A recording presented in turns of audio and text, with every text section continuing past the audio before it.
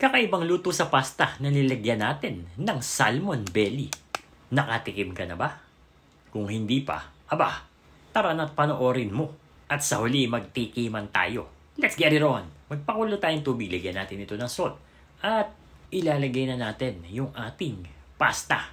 Check nyo yung label niya sa likod kung ilang minuto dapat itong pakuluan. Iba-iba kasi ang timing para dito.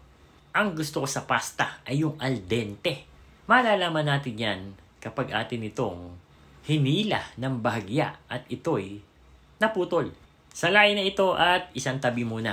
Naglagay tayo ng konting mantika at tutunawin naman natin yung ating butter.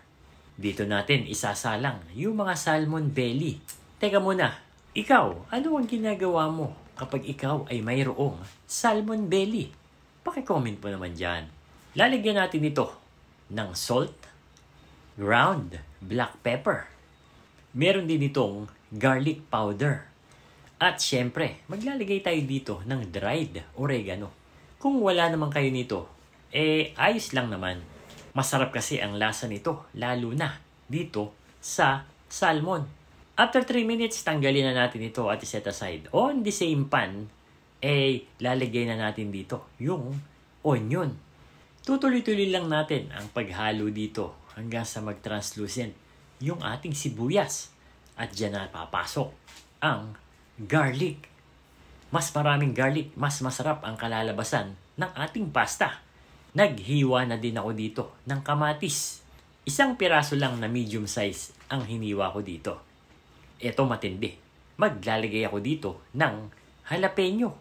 Masarap kasi yung pasta na spicy lalo na kung mayroong salmon. Ang ginamit ko nga pala dito ay coconut milk, konting salt, at black pepper. Haluin, tikman kung okay na sa inyo ang alat nito. At sa puntong ito ay ilalagay na natin ang pasta. Haluin lang ng haluin hanggang sa ma-absorb nito yung ating sauce. At kapag medyo dry na, ay pwede na nating ilagay ang mga salmon. Diyan na lalabas ang lasa ng ating pasta. Dahil nga marami tayong inilagay na pampalasa diyan sa mga salmon. Huwag nyo namang masyadong tuyuin yung sabaw nito. Dahil pag lumamig, i-absorb pa ng pasta ang mga sauce. And there you have it, KND Nation, mga kadadelicious. Ito yung ating version ng salmon belly pasta in coconut sauce. Mukhang makakatikim na naman kayo ng pang-restaurant na luto.